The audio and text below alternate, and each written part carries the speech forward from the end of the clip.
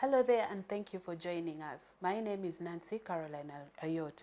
Today marks a significant moment in the countdown of a historical milestone, the 30th anniversary of the Ugandan Constitution of 1995, which we're going to mark on October 8th, 2025. It is a document that laid the foundation for our nation's governance and enshrined the principles of human rights and democracy. To help us reflect on this journey, we have the distinct honor of hosting one of the most prominent figures from that era. Our guest was a member of the Constituent Assembly, a group of visionaries who, amongst all odds, crafted this monumental document. She is a voice of courage and integrity, an unwavering advocate for justice and constitutionalism. Please join me in welcoming our very first guest in this series, our one and only Honorable Dr. Miria Matembe. Thank you for joining us, Honorable. Thank you very much, Nancy. Now we are few, eh? Yeah, now so we are we only can two. talk. We always come here to when we are so many. And I see you even brought your constitution with you. Yes. Now, when you are introducing me, let me first say, how are you there, you people, after 30 years of the so-called implementation of the 1995 Constitution? When you are introducing me, actually you missed one crucial part of my allow me to say of my relationship with this Constitution. With the Constitution? Yes. Okay, you can tell me. Because I was one of the 21 member commission called Odoki Commission. So that means when it comes to our constitution, I don't start at the CA, Constituent Assembly. I start at the very beginning of the birth of this constitution. So talk about the womb in which the constitution was grown. Yes, and I'm one of those wombs. And allow me start from there. So as you joined the Odoki Commission, can you share your experience and your personal commitment and your feelings towards the Constitution at that moment? What were your thoughts and your mission in joining that Odoki Commission? Actually, what I want to tell people listening to me, yes, you know, God favors me. Yes. Because the moment I had my name being appointed to the Constitutional Commission, I knew that all my life, what I've been fighting for, what I've been, you know, my childhood dream was now coming to reality. Because I want to tell you that right from the time I was a young girl, 9 years, injustices, inequalities, in whatever, they are the ones which shaped my dream and who I am now. I had made up my mind that when I grow up, I would study law to plead for other people, especially for women. Because I heard about pleader, you know, pleader in Nyankore, they say, she will buy a pleader. That's when I said, who is a pleader? They said a pleader is the one who pleads for others. I said, oh, wait a minute. I want to be a pleader. Yes. So that determined my journey. So I went and studied. I went to Weranyanji. And when I reached, wanting to study law, to be a pleader, and when I reached HSC, that's when I learned that law is made in Parliament. So my dream was extended to be a member of Parliament. So that after studying the law and seeing what it is saying about women and girls who are discriminated and unjustly treated, I would get into Parliament and make that law. And let me tell you, and change the law to make it gender responsive. By then I didn't know the word gender. But to promote, advance, and protect women and girls' rights. Now, the journey comes. It's a long journey. I want to go into it. But one day, of course, after studying law, because of insecurity, Amin's era, and Obote, my dream was sent into abeyance. I could not go to Parliament because Parliament in Amin was not there. And then when Obote came, the Parliament was terrible, and my dream was in abeyance. It remained in abeyance. And then comes NRM, National Resistance Movement government, the first one, which said, women, where are you? Oh. And the first thing was to get out into the RC, into LC system, and shout and talk for women and so on. And then down the road, the benefit of getting into parliament came. So in 1998, was it in February or when? Towards November or something, I can't remember the month. 1998? No. 1880. 1989. In 1989, what happens? I get into parliament. And I say, oh my God, now I'm going to change this law. And it was just like a week when I had entered parliament, and they called us the Banyankore, the Western Corridor, Cattle Corridor, to Rwachitura to talk to us. And that's when Museveni saw me personally. I didn't know that he didn't know me. I was busy working so hard. But eventually, I put up my hand, say something, and he said, yes, madam. When he delayed, I said, Matembe. Then he said, hey, are you Matembe? Like he had always had the name, but didn't know who it was. Then he said, oh, I have been mistaking with you with a woman at the NRM Secretariat called Rangarinda. I said, no, me, I'm Matembe. So I gave my point. After giving it, we go home. Then I was still in Barara. The next day, Honorable Njuba, Sam Njuba, the late, he rang me and said, I have been instructed or directed to put you on the Uganda Constitutional Commission.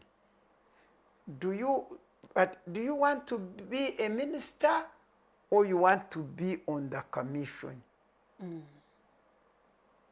I felt like, oh my God, Uganda Constitutional Commission, that's what I want. That's what I want. So I came to Kampala and they said you are now a member of the Uganda Constitutional Commission. I tell you, I said, God, I had wanted to be a lawyer, to know what the law says.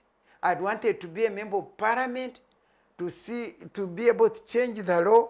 But little did I know that I will be one of those people who were going to make the fundamental law of this land the Constitution.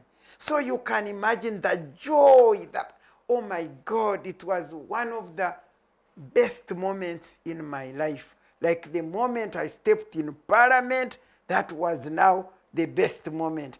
Then I become a member of the Uganda Constitutional Commission. That was now my most best moment, in line with my dream to grow up and fight against injustices, against inequalities, against unfairness. So you can see it was like a personal thing. Now you can see how I went there.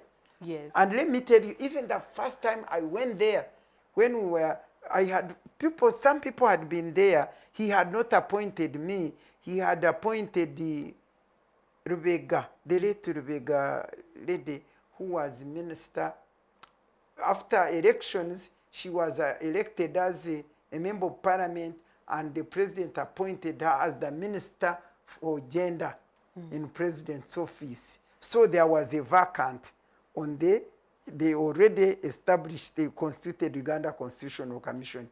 So when he saw me in Rwachitura, because he had never, I think, had heard the name, this vibrant woman or what, but he was mistaking me for somebody else. Yes. The moment I stood and talked in Rwachitura and gave my view, when he reached Kampala, ordered the Minister for Constitutional Affairs to put me there. So to me, that was God walking me, my journey, and reaching me almost the end of my journey of what I had wanted, because I knew this constitution, I am going to ensure since it is the mother of all laws, to ensure that it will contain provisions for promotion and protection of women's rights, and even generally for justice and fairness for all.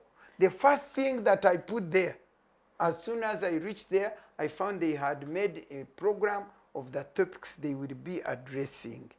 And there was no topic on women. I said, hey, you people, put there women and the Constitution.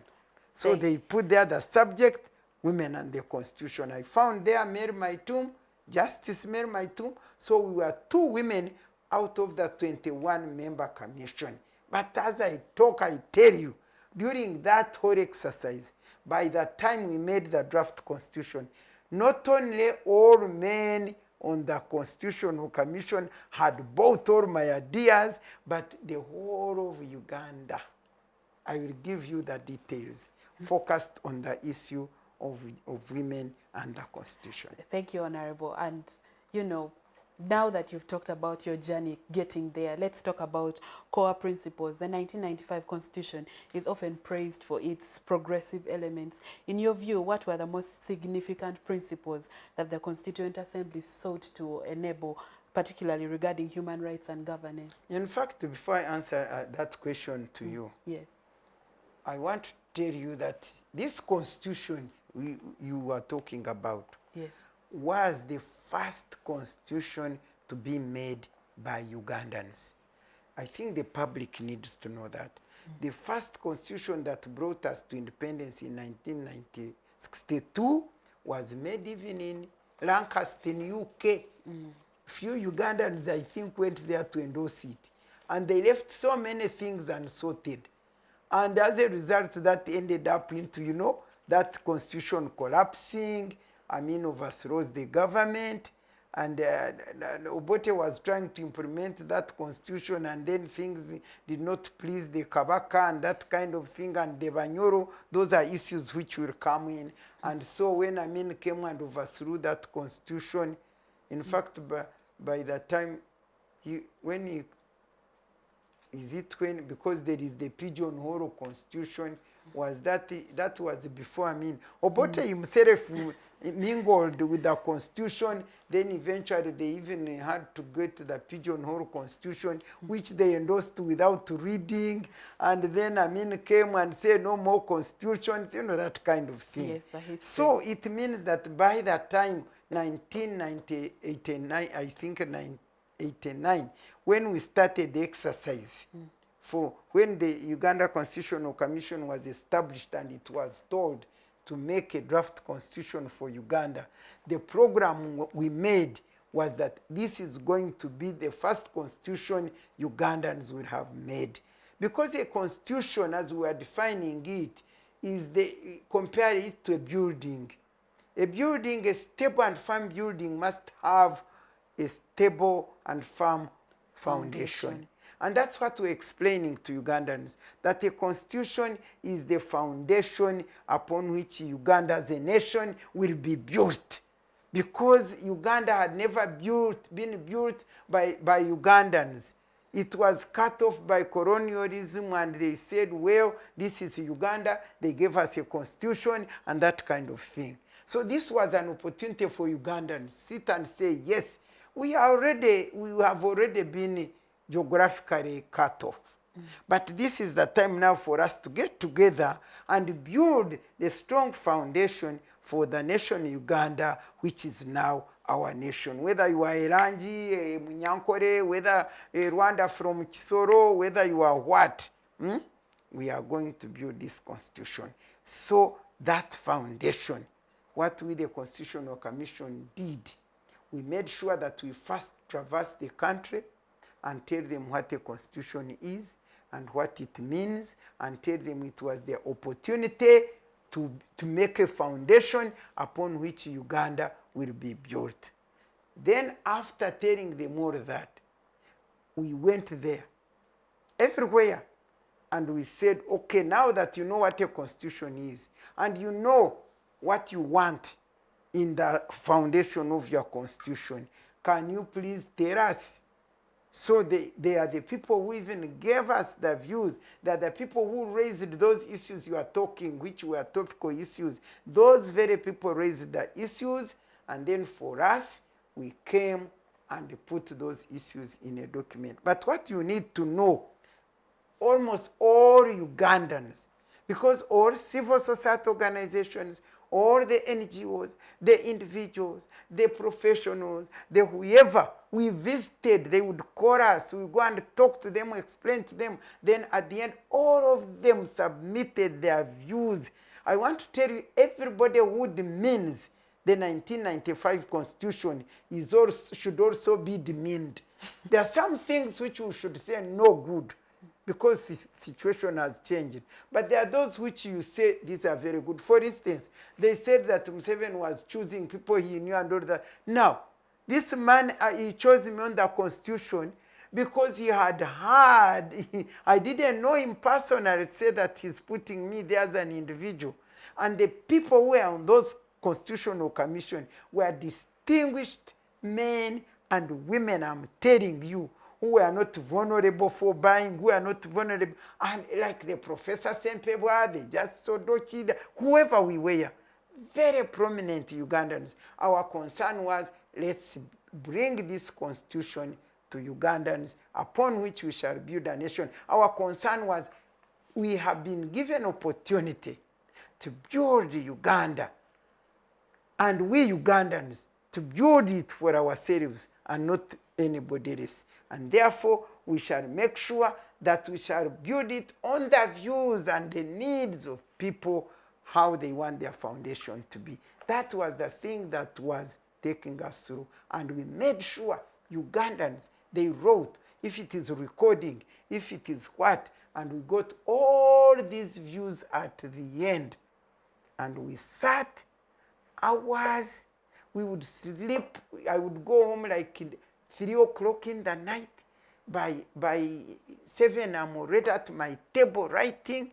As a result of this constitution, by the way, I got a disc degeneration for my back, because the roads were bad, the vehicles were no good, and the times we were sitting for so many long hours, we were so exhausted. By the way, do you know what? These Ugandans who talk and crush us and what, do you know that after all those good 4 hours of traversing the nation and producing this constitution, at the end when we handed over the report, not even the vehicles which we are driving were given to us. They said, bring back the government vehicles and walk away. Can you imagine? I've served this nation because of God. They took away the vehicles and they said, go away. So I've given you. Now, I want to read for you the Constituent Assembly preamble. Because when the draft was made, now the people of Uganda are the ones who said, by the way, that we want, now that we know what a constitution is, now that we've told you what we want there, we must elect people. We must elect, because originally it was supposed to be the National Council, but that parliament which was already there, plus the Army Council, to discuss. Ugandans said no. Those people whom we sent, we hadn't known about the constitution. Now that we know it, we want to send those people who will take our own views which we gave. And the parliament approved that the Constituent Assembly be constituted. And so the Constituent Assembly was constituted, and during the campaign of the Constituent Assembly, people would say, yes, I will talk this, I will support this, I will reject this, using the Constitution itself. And so after we had sat and debated the Constitution for 1.5 years, the Constitution of Uganda took 5 years. 4 for gathering the views and writing the draft, and 1.5 for debating the CA. And let me read the preamble of this constitution, which determines the expectations out of those who are implementing it. And it says, recording our history, which has been characterized by political and constitutional instability, recognizing our struggles against the forces of tyranny, oppression, and exploitation, committed to building a better future by establishing socio-economic and political order through a popular and durable national constitution based on the principles of unity, peace, equality, democracy, freedom, and social justice and progress. You are asking me about principles. Those are the ones.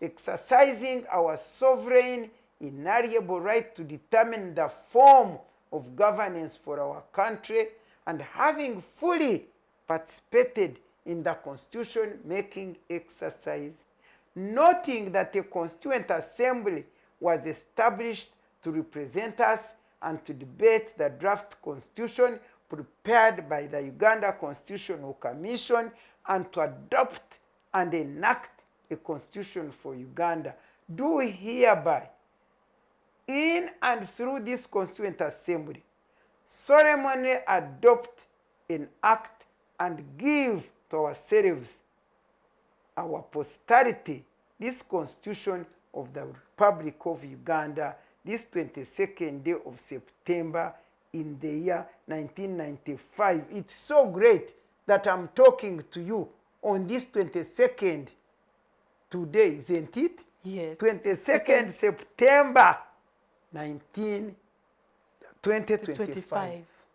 30 years. Yes.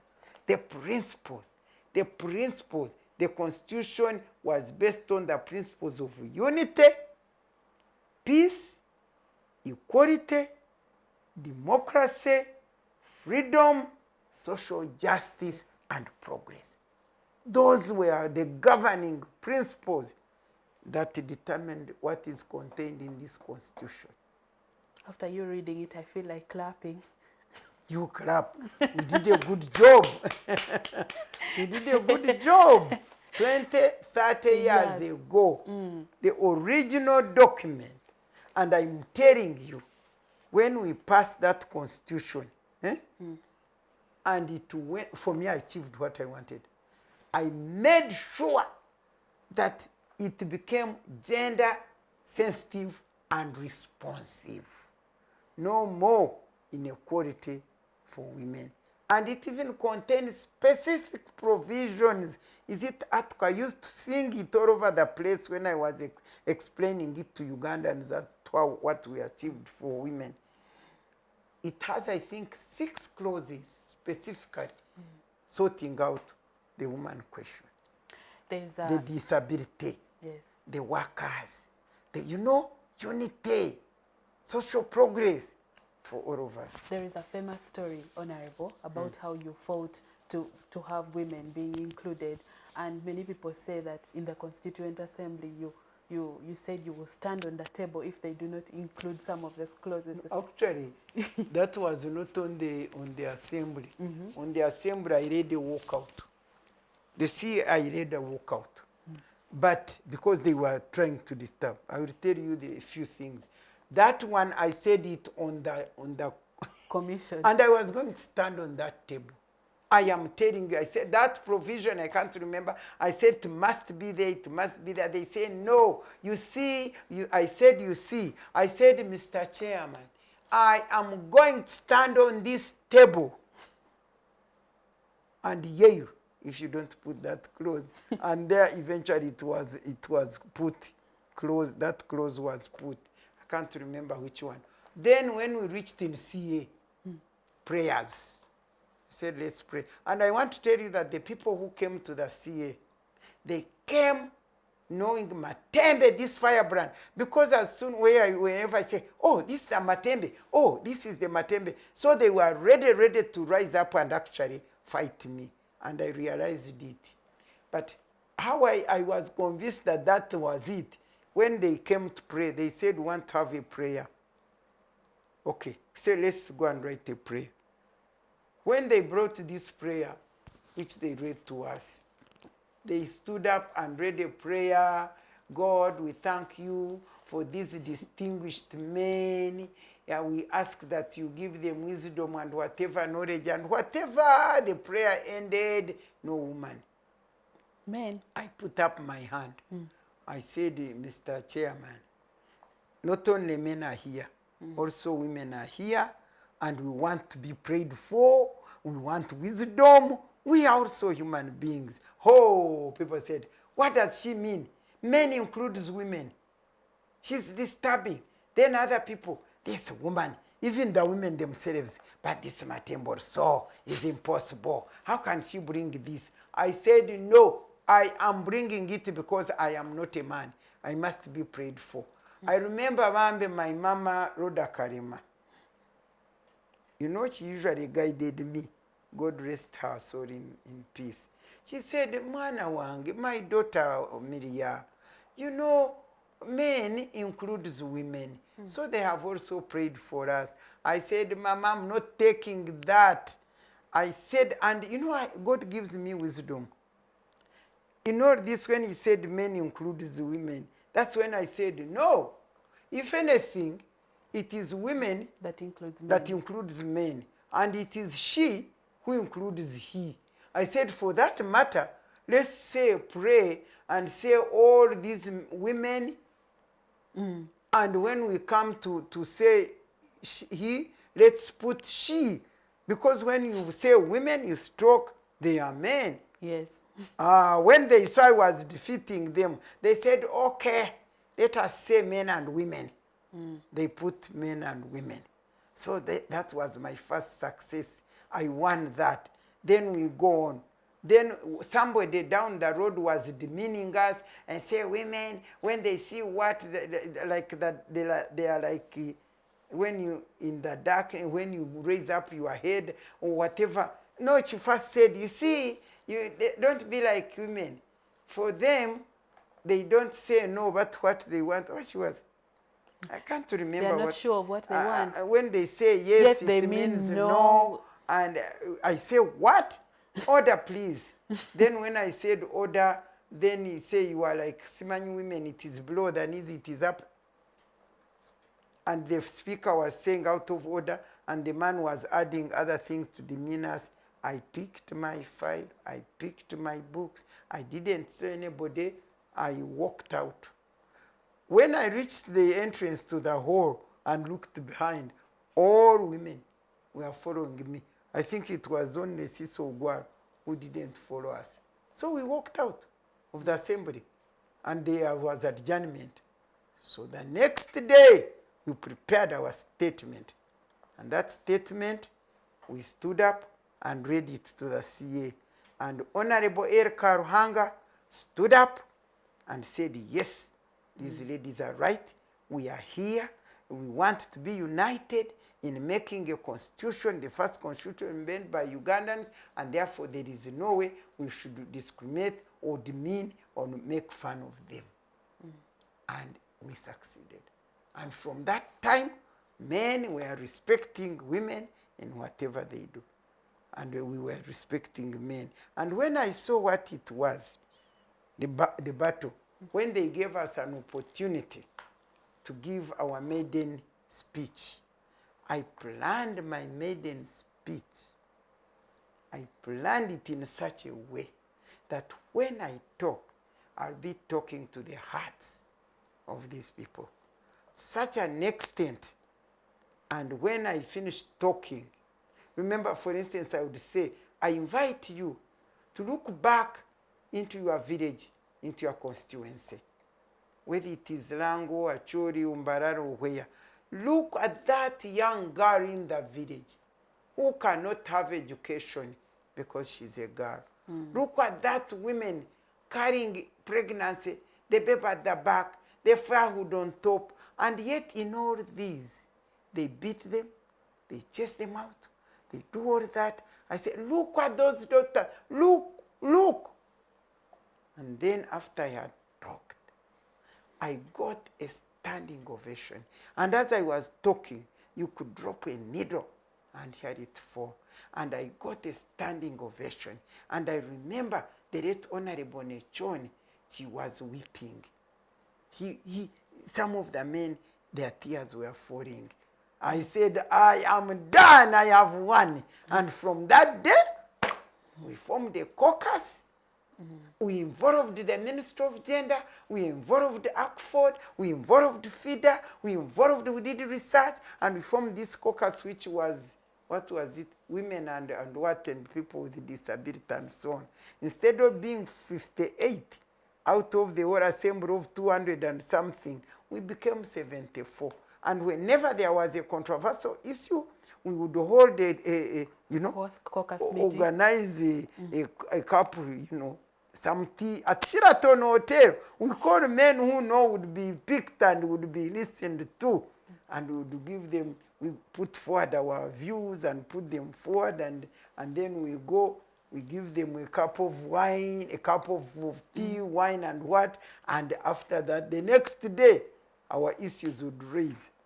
But we are not for gender only, but yes. we devised a strategy in which we made sure, one, and the gender question was sorted out. The gender question of human rights generally was sorted out. Aside from the gender question, which was one of the challenges you guys faced along the way, what were other difficult or contentious issues that the delegates debated? I would how were actually compromises say, reached? I would actually that the main, I first say the three categories that looked at this constitution as their redeemer. In fact, women looked at it as the panga that was going to cut their chain. They are the three categories which were massively involved and passionately concerned with this constitution more than everybody else. The women, yes. the Baganda federal question, the Banyoro, who wanted their land which had been taken over. Kabaka was given colonialists to Uganda, and then generally the land question, and the real governance question concerning the president. That was an issue discussed, but in the constitution it was not contentious. So the land question was a very serious issue that we seriously attended to the extent that originally the land was called public land, and the constitution turned it into personal land ownership. Originally the land belonged to the state, but now the constitution made the land belongs to the people. That was very, very, very, very critical. And in fact, we put in the law that within 2 years, the law concerning land should be enacted. And we did, but I fought to get the ownership clause in that land question. But I lost out. We had won it, but eventually I lost it. It never came at the end. And in the end, we got less than whatever. But the land law was made within 2 years. Then the federal question, let me tell you. The Baganda, the federal, and I want to make it clear, when we traverse this country, it is the Baganda who wanted federal, and it is the Baganda who wanted the restoration of their kingdom. These other people who originally had the kingdoms and federal, they never raised that matter. The second people of Uganda who raised the federal question was Bujisu in Mbari. And we asked ourselves, why does Mbari want federal, yet it didn't have a kingdom? But when we were asking them, the reasons they were giving us, that here we are, we have our coffee, we plant it, we should be earning money from our coffee, but the government takes it away. And therefore we want to be federal so that we can manage and control our coffee and benefit from it. And that's why, by the way, in the end, instead of federal, that's why we came back with decentralization. Because we looked at it that Bajisu wanted to be in charge of their coffee, control it and benefit from it, rather than the central government. So that's why we recommended decentralization, which would give power to the regions or districts to manage their resources and also benefit from them. Yes. But otherwise, it was the Baganda who wanted federal and wanted kingdom. And they wanted it so passionately, like they would die. And I want to share this with the Ugandans, and I don't want the Baganda to feel angry. But we, as the members of the Constitutional Commission, even if you ask all of them, if Buganda was not at the center of Uganda, if it was like, is it Busia? Busia is near Kenya, the the border. center of Kenya. Or if it was like Chisoro, bordering Rwanda, we would have recommended secession. Honestly, we would have recommended that let Buganda go and be its own country. Because they were looking at Uganda as if it is Buganda. To them, what mattered was Buganda. To the extent that one time when we went to talk to them, there was was it in Pijo where, when a woman rose up and said, Banai, nedara kunsi kuno yonna, waliwo omuntu atamanyi Luganda. Saying that, and with such pride, saying that because we didn't know Luganda, we wanted them to speak English, and then he said, really, in this whole world, as if Uganda was the whole world, is there anybody who doesn't know Uganda? With such pride, with such what? And they chased us away because we didn't know Uganda.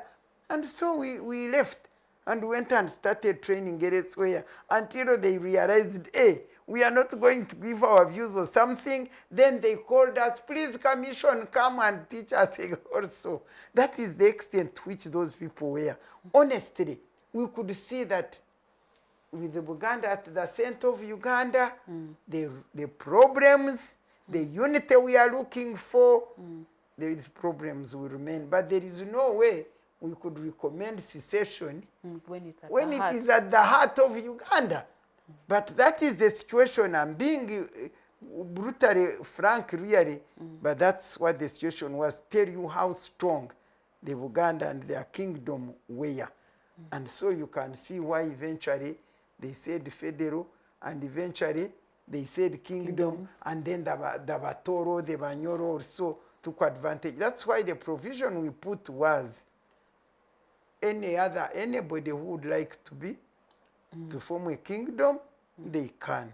Yes. The other point was we were concerned about the national language.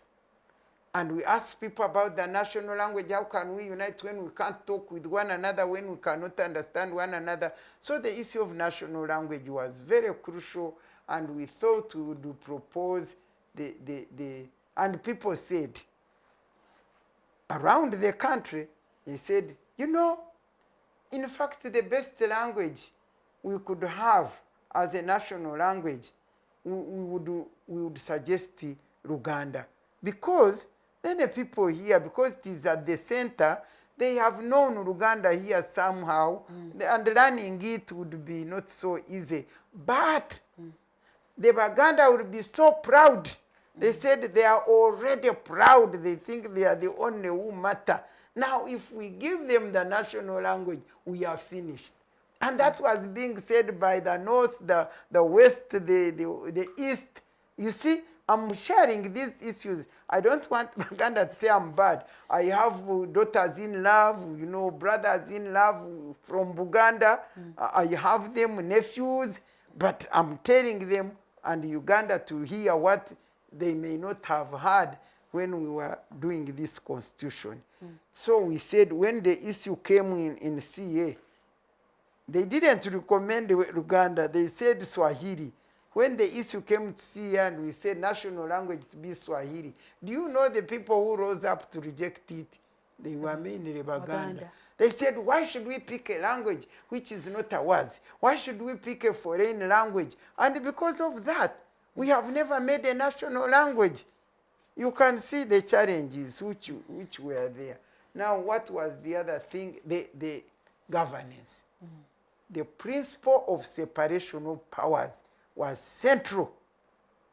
because we had had dictatorship, we had had, people who take over institutions, swallow them, and although they say it is democracy, but other institutions don't have their power and authority. And the first question of governance actually rose on the president. And it rose from the people there. When we are telling them what a constitution is and so on, they said, but what about, how are we going to, they said the problem in Uganda, the biggest problem, is the president who doesn't want to leave power peacefully. So we said, so now what do we do? What do you want us to do? They said, you know what? The president's term should be limited. We put it in the constitution. We say 1 term, 5 years, and if he's needed, another term for 5 years, and after that, he stops. We said, what if you still like him or love him? He said that would be the best, because we want him to stop when we still love him, so that he doesn't want to run to die in exile and be buried in exile. Those were Ugandans everywhere in the region, north, west, center, and so on. They said he would rather stay here because he will be advising the next president instead of running to die in exile or and buried there. Okay, we said, okay. Now we said, what about the members of parliament? Can we limit their term? They said, no. Why should we limit the term of the members of parliament? We are limiting the term of the president because he has power, he has the gun, he has the money. They uses the power, the money, and the guns. And that's why they torture us. But the ordinary members of parliament, they don't have the gun, they don't have the resources, or the military and the resources and the power. The power they have is from us. When they work well, we send them back. When they don't work well, we withdraw them. They said for us, we have power to withdraw them and send them away. But why we want them not to be limited? We said, look at our country. Some of our areas are not yet developed. Some of our areas don't have sufficient, members of parliament. People who can represent us in parliament. Those days, being a member of parliament was honorable, was perceived as a high position of people with integrity, people with knowledge, wisdom, who should represent them. And by the way, the general public had recommended that to be a member of parliament, you must be a graduate. That was the view from the public. We are the one who reduced it with the Uganda Constitutional Commission, because we looked at the education, and so we said, how many people are graduates? And we are looking at equality and that kind of thing. And we said, if we put that provision, that the qualification should be graduate, it means we shall have discriminated and enfranchised against many people. Yes. And we said, since it is the constituencies, the electorate, which wants a graduate, for us, let us put the minimum of HSC, not to leave out many people. And those electorate, when they see a graduate, they will do what? They will support that graduate. When we are making the constitution, that's why people even say we did nothing. We were making a constitution in the environment where people were so good, people were so sensible, people were so reasonable, and therefore we are saying, okay, they want a graduate. But for us to put a limitation as a graduate, will be discriminating against people who are not graduate and such constituencies which may not have graduates. But we said, since the people want a graduate, let us see the minimum is HSC. But for them, as they go to vote, they will vote for who? for a graduate. We were putting in reason, common sense, and the environment which was prevailing. Allow me ask something. Do you believe that the previous years of instability influenced how people were so progressive in thought, especially in terms of what should be in the constitution? Of course, people had suffered.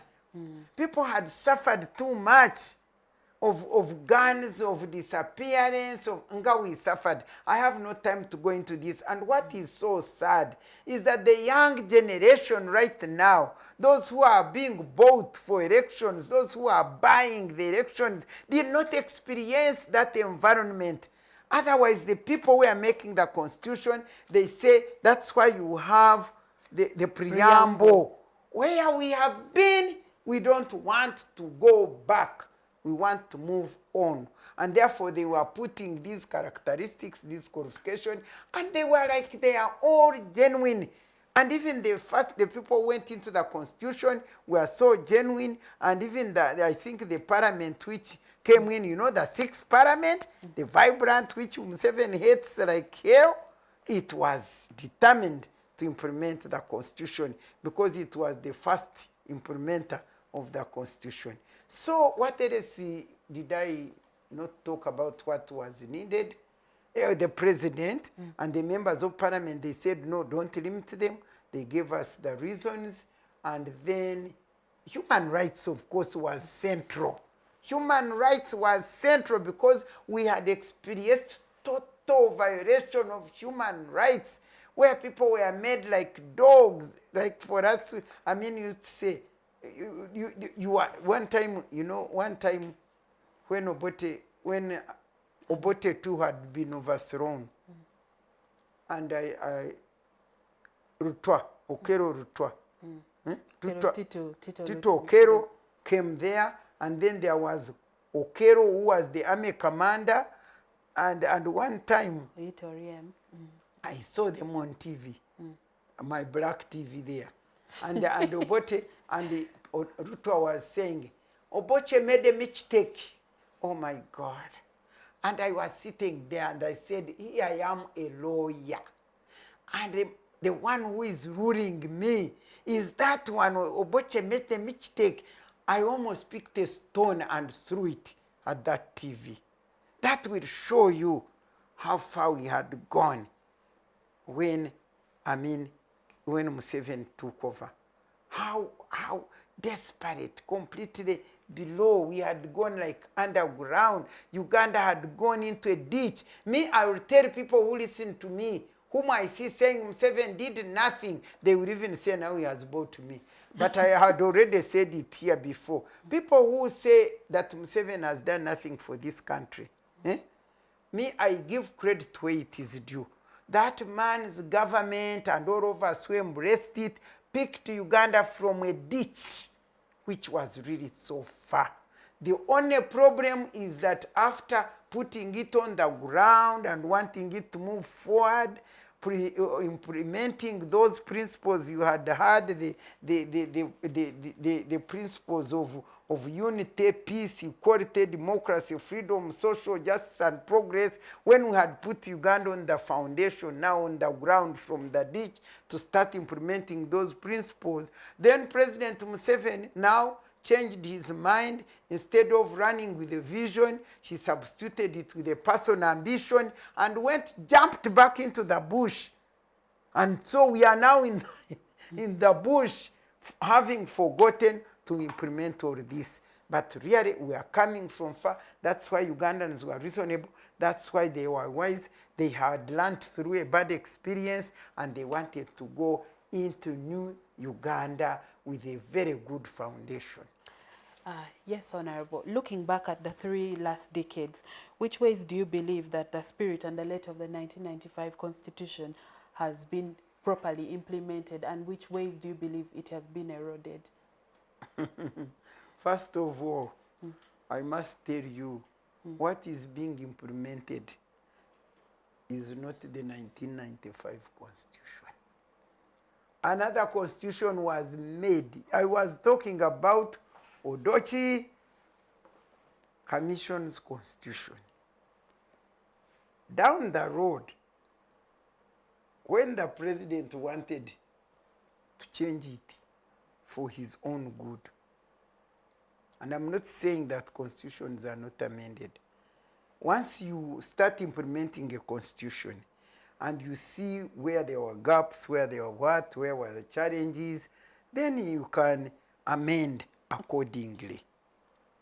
But for him, he constituted a new constitutional review commission. Good enough, it was chaired by the Professor Frederick Sempebwa, who was with me on the Odochi Commission. And they went around, they did also the same, and they came out with the idea of removing the term limit. And I want to tell you, and that's why I'm always proud of my Professor Sempebwa. He was my best lecturer at Makerere. He was the chairperson of the Constitutional Review Commission.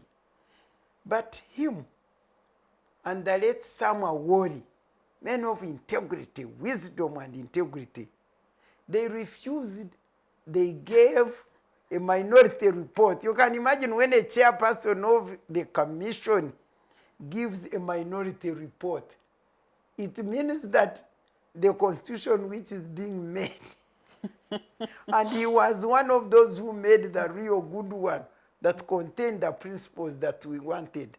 And here he was, want to be manipulated to make a new one, destabilizing the principles, the original principles. Yes. So he put in a minority report. And if you want to know, I'm one of those people who was also dismissed from Museveni's government because of that very thing. Because the central to that constitution, which was going to really keep Ugandans realizing what they had wanted, limitation of the president who does not want to leave power peacefully. And the same paper report, the same paper commission, I mean the same paper Constitutional Review Commission allowed the removal of the term limit. And the term limit, presidential term limit, was removed. So for me, on outset or whatever the word I've forgotten, I want to say that the constitution which is implemented is not the 1995 constitution with those principles. That's why almost all those principles that were aspired best to be realized, whatever was implementation was supposed to be based on those constitutions, what they are implementing is not what we wanted, because this is a new constitution. And to such a big extent, it has violated, I don't know where to say, to such a big extent, what is implemented in it is not what we had foreseen in 1995. But the worst thing is President Museveni loving power more than Uganda. And so he had to violate the views of Ugandans who wanted to secure the term limit for the president so that they may be able to see handing of power from one president to another peacefully. You can imagine, we said we Ugandans were building a new Uganda. Now, ever since Uganda became independent, we have never seen any single president handing power peacefully to another president. So now, are we different? Are we different? We are back, whether we made a new constitution or not, we are back to where we were. Yes.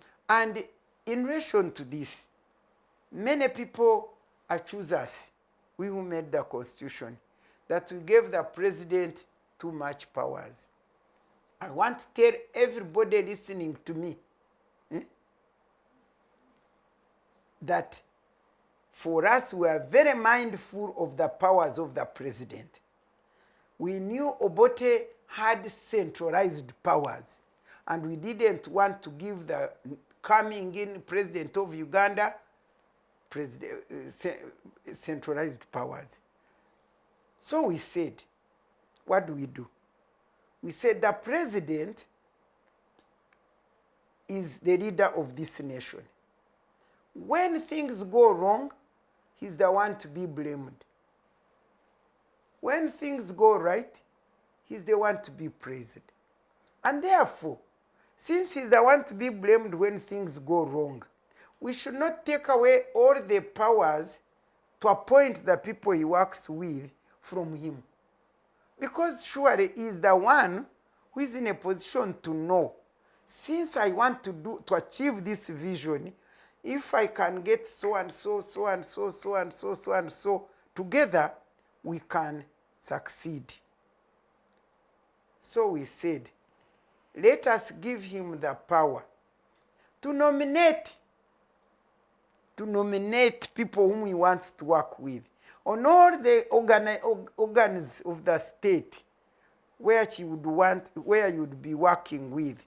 For instance, in executive, all these people like cabinet ministers, like civil service commission, like education commission, all these, government institutions, the leaders. Because let him get power to nominate, to choose. But since the nation does not belong to him alone, since Ugandans also have a role to play in choosing the people who serve them, and they are represented by parliament, let the parliament, which represents the people, be the one to appoint, to endorse. President nominates, and parliament, because parliament, there are many, and they represent Ugandans, to enable Ugandans to participate in choosing the people who lead them through parliament. Let parliament be the one to either accept or reject the one who has been nominated. What was wrong with that? We were dealing with a situation where human beings were still human, were still committed to Uganda. We didn't know that down the road, Ugandans will lose all the morals, will lose all their ethics, will become sharks running after money, that they would be bought in order to get parliament. We didn't know this. We are not God. And so, instead of these people choosing us, they better know that for us we had put there something very sensible, something good.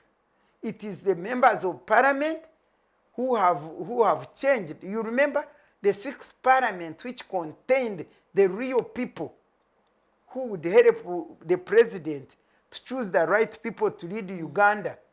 President Museveni hates it so badly.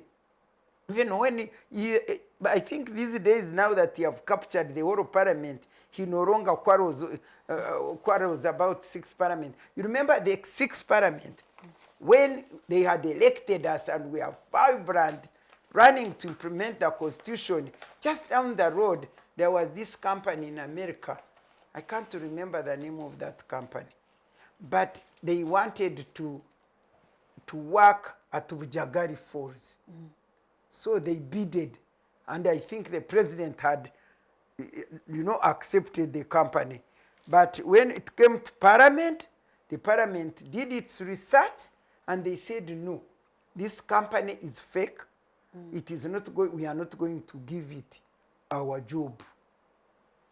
And the president was so angry. And he said, but who are these to stop what I want? And they said, parliament. But how? How parliament? How? He said, the constitution. Then he said, but a constitution is a mere paper. Oh. That's when I was so shocked. The first time I was shocked. Because President Obote had said, but what is a constitution? A constitution is a mere paper. And now I see this President Museveni saying that a constitution is a mere paper. That's when I said we are done. And let me tell you, President Museveni had said, he told me, because I was a member of the Constitutional Commission, one time they were not giving us resources, and the work had not moved. He called me to State House for something else I can't remember. He used to call me and we discussed things. Then when he discussed afterwards, I said, but Muzei, what about, by then he was not even Muzei. He was Mr. President. Sir. Yeah, Mr. President, Your Excellency. I said, what about, how do you think about the Constitution? Do you take Constitution as important? He said, that one, that is the biggest gift I want to give to Uganda and Ugandans. That's what he told me. I said, oh, so if that you are losing out on your gift because they are not giving us money, there are no resources. And he said, no. When I left, I think he commanded, got the Ministry of Finance, and then resources started coming for us to work. That makes me believe that he wanted this constitution. And secondly, when we delivered it in Mbarara, you should have seen the joy, the energy, the happiness with which he received the constitution. In fact, we had gone with the draft, and the person who had been printing had not arrived in Mbarara. But when the president arrived, the meeting started. We said, well, the printed copy is still on the way, but he said, let's using this. Isn't it the same? Then when we had started looking at it, we were not looking at it, but when he had received it and he was receiving it, the man with the printed one arrived. Then we said, sir, this is the printed one. He said, yeah, give it to me. You know, the happiness, the excitement. And then we said, okay, you can return this one. He said, no, let me keep both of them. He really loved even the one which is not printed and the one which is printed. And the joy, we were happy, and all of us, and he was so excited that he's giving his gift for Uganda has come. And then, when the constitution begins to be put into implementation, hey, shortly, he says, but it is a mere paper. Do you know why he was saying this? Because originally, during the 10 years of NRC Parliament, President was the head of the executive and the head of judiciary. Now, the constitution had brought the principle of separation of powers, where the parliament had its own powers and the president had his own powers. And the president had no right to come and chair the parliament, like he used to come and chair the NRC. So all of a sudden, these things dawned on him. He said, I'm done, I'm finished, I must fight this parliament. That was the beginning of fighting the parliament. I remember down the road, actually, because he wanted to come to parliament, they said, no, you can't come to parliament unless it invites you. Ooh, you couldn't. So what I got out of this whole thing was that President Museveni wanted a constitution. I think he did not, I'm not abusing him, but my own opinion or impression, he did not understand a constitution and constitutionalism. Because having a constitution is a document, like he says, it is a mere paper. But constitutionalism is the implementation of that paper. So for him, he loved having that document. It seems he didn't understand that it was going to take away his power and balance it with other institutions. But the moment he learned that, he said, wait a minute, this parliament, I am going to fight it. And he fought us until he won. He took it over. Now in Uganda, there's no parliament. It is under Museveni. It is under executive. But what was good for us in parliament is that just after he had got angry with the sixth parliament, yes, eventually, about 1 month down the road, that company, which you had rejected, had been, what do you call it, bankrupt. It was declared bankrupt. You can imagine if we had contracted it and had given it money.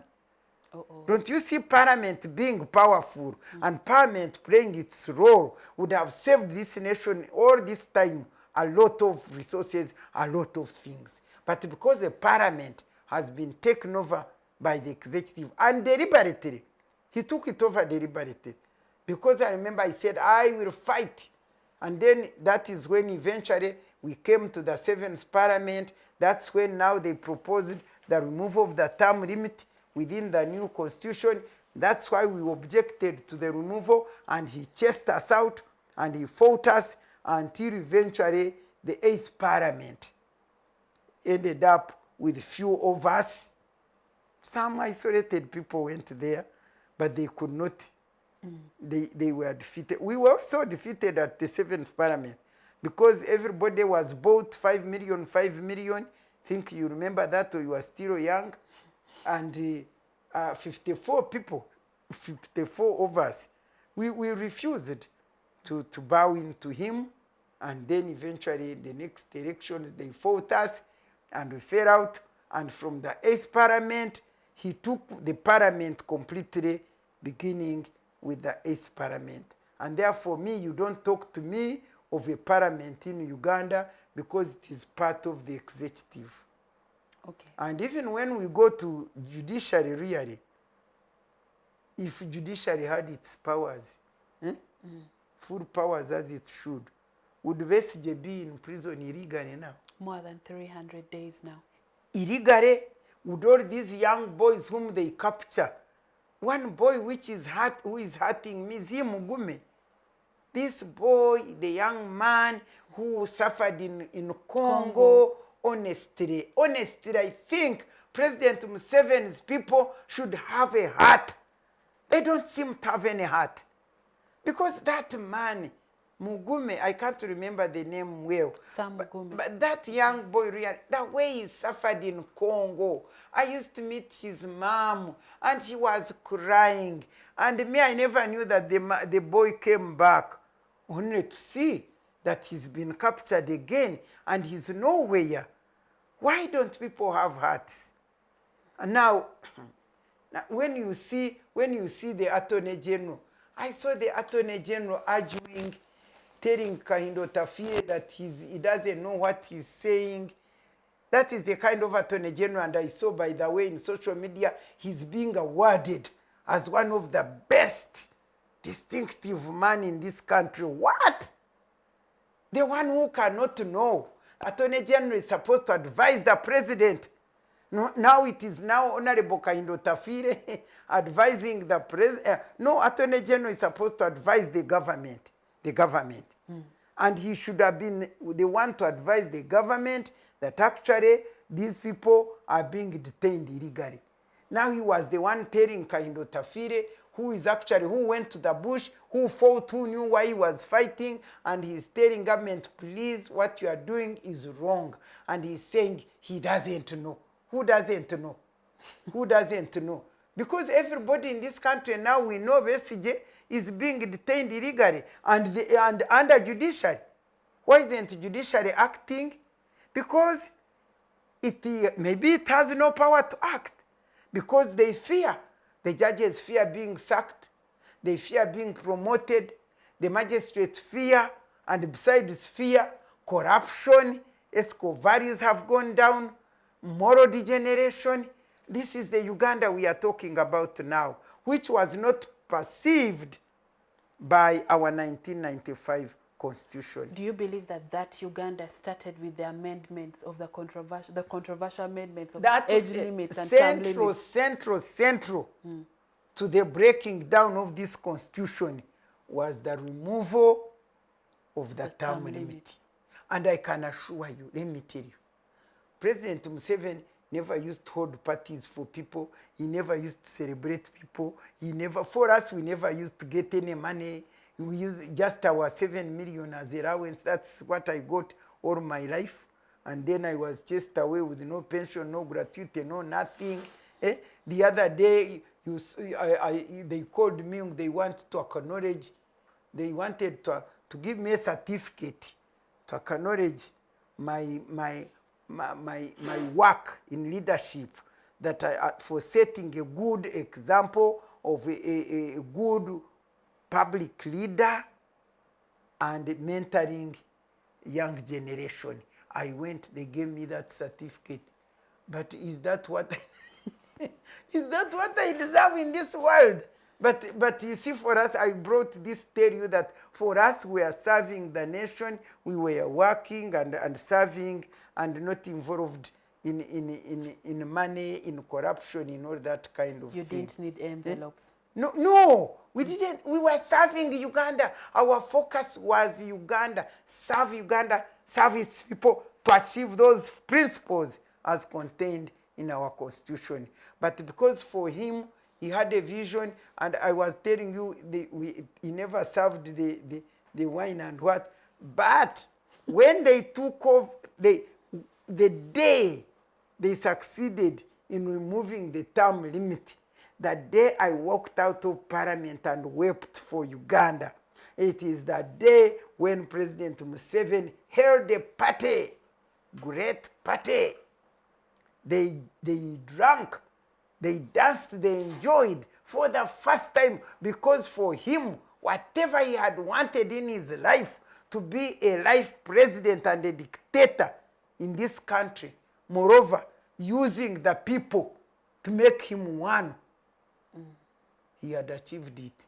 You know, in Chankwanzi, when I told him that you cannot remove the term limit, I told him, you see, you are the president, and I'm your minister for ethics and integrity, and I want to tell you one thing: to manipulate our constitution is corruption, and so I wouldn't support you in that. And of course, the next few days, he said, get out of here. And I got out, but I'm still here. But I'm telling you, from that time, that's when I knew that things have gone. And from that time, things went. Because what we had perceived as driving President Museveni, being the vision for Uganda, turned into his personal ambition to live forever. In fact, at Chankwanzi, when I saw people talking from the floor, before I talked my talk, You knew. I said, I am going to write a book and entitle it The Making of a Dictator. That's the book I had wanted to write. But then down the road, I ended up writing The Struggle for Freedom and Democracy Betrayed. But I saw Ugandans making a dictator, and I saw him enjoying it. And up to now, he is enjoying it. And he has captured everybody, not only institutions, but humans' mind. They are captured. Oh my God. It's very sad. Let's talk about the future. The future of constitutionalism, of course. What role can citizens play in actively protecting the constitution? Which or one? in or Which in at one? least promoting good governance? Which constitution? The future of Uganda right now, I have said it repeatedly, is in the hands of God. Because really, God gave the future of Uganda to us. Me, I want to tell you one thing. On that day, the term limit, the age limit was removed. At least by the time they removed the term limit, many Ugandans had not known the wrong which were going on. But for us who were close in government, in cabinet, we had seen. And we had seen, and we were saying, well, this man is going astray, departing from the original 10-point program. But because he is going, it's okay. The age will After check the him. term he's going, and they will, we shall get another leader. But many other Ugandans did not see. Now, eventually, of course, the term limit went, and we said, well, it's gone. But there is age limit at least. There was still hope. Now, by the time the age limit was removed, really, every Ugandan had seen. That's why I say Ugandans, I don't understand. Immorality, ethical values breakdown has consumed Ugandans' heads. Because by the time they removed the age limit, and the way it was removed, you saw the other time when Kadaga was competing for leadership, and I was saying, yeah, if Museveni, I'm the one who have kept him here. Yeah. Because he allowed all these operatives to come and beat the members of parliament, the way they harassed them, the way they made them, some of them were maimed, because of removing the age limit. And they were paid, and the age limit was removed.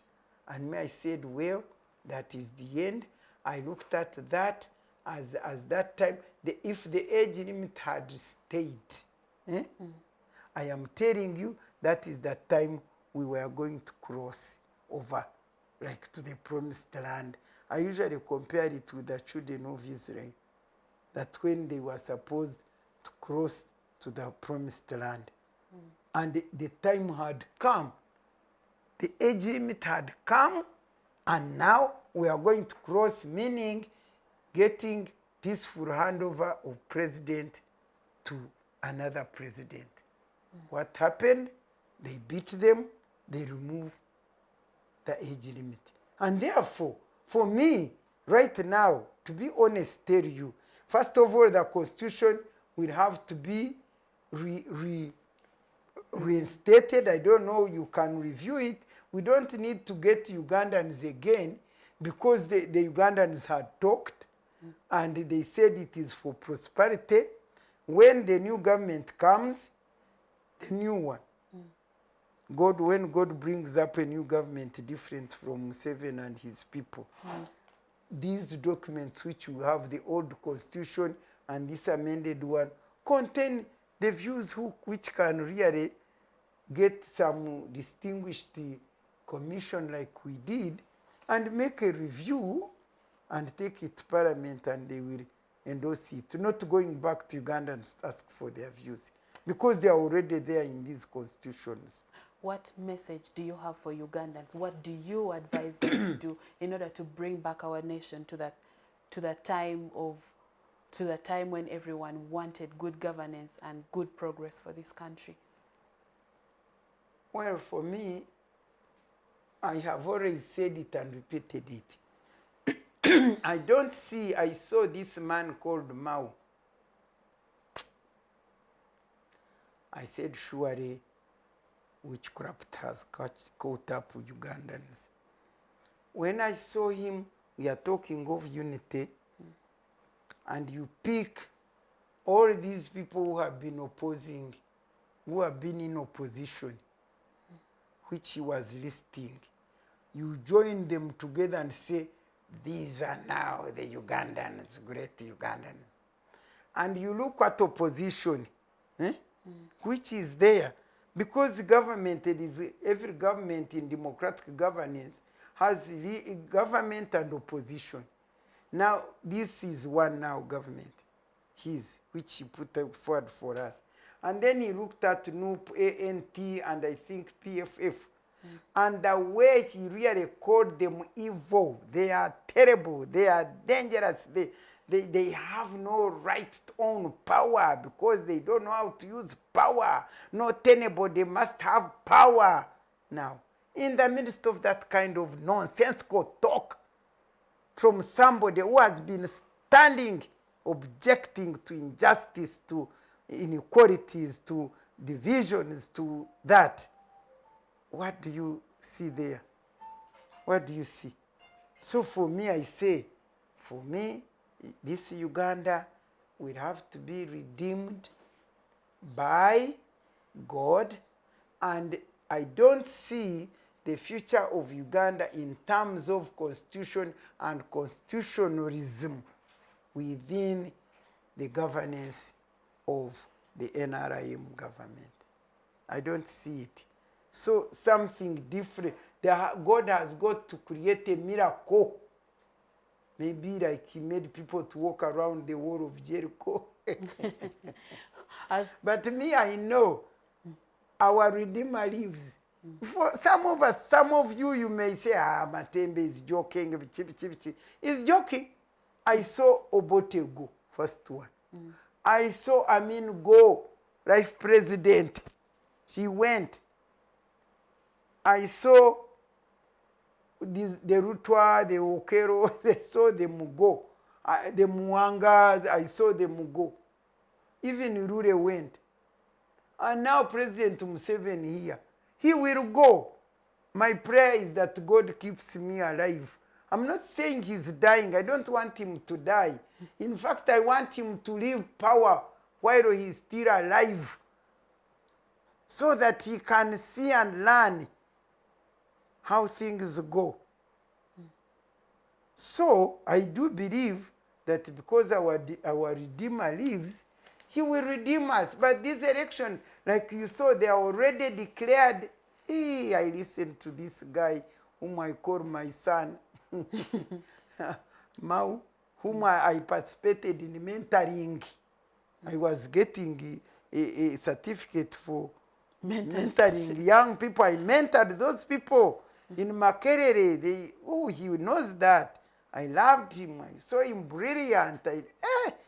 When I saw what he was saying, I said, no, there is a devil that has invaded Uganda, but I don't lose hope because our Redeemer lives. You remember this country's motto is for God and my country, and our national anthem gives Uganda into God's hands, and that was our ancestors who built this nation on the foundation of God.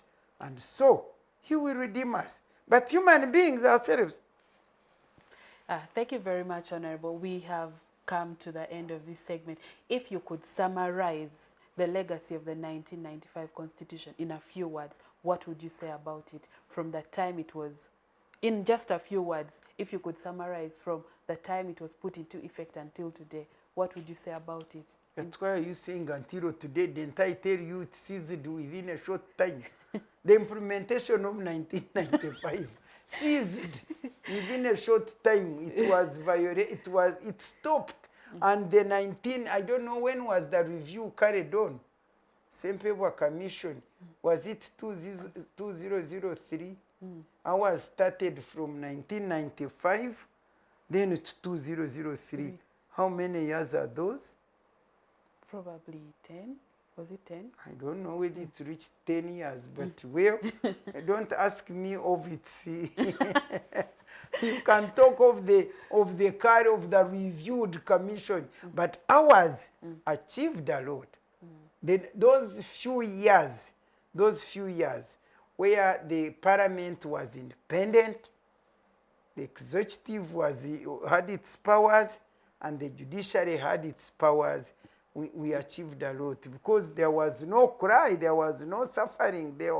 We were still doing very well until it was murdered, manslaughter. Do they call it manslaughter?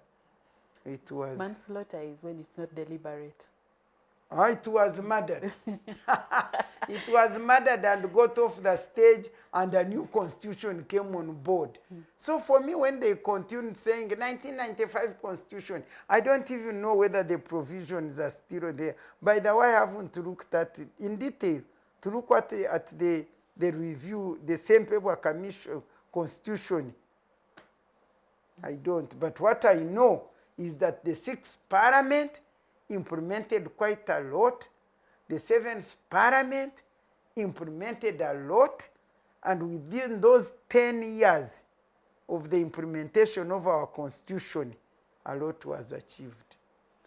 Thank you very much. We had a session with Honorable Dr. Miria Matembe, now a senior citizen and a child of God. And she contributed greatly to the... These days I actually add on something. God gave it to me. Which one? A child of God, senior citizen, a child of God, and a voice of reason. And a voice of reason.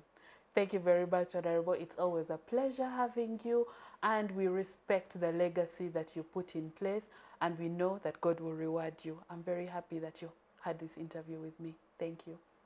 You're welcome.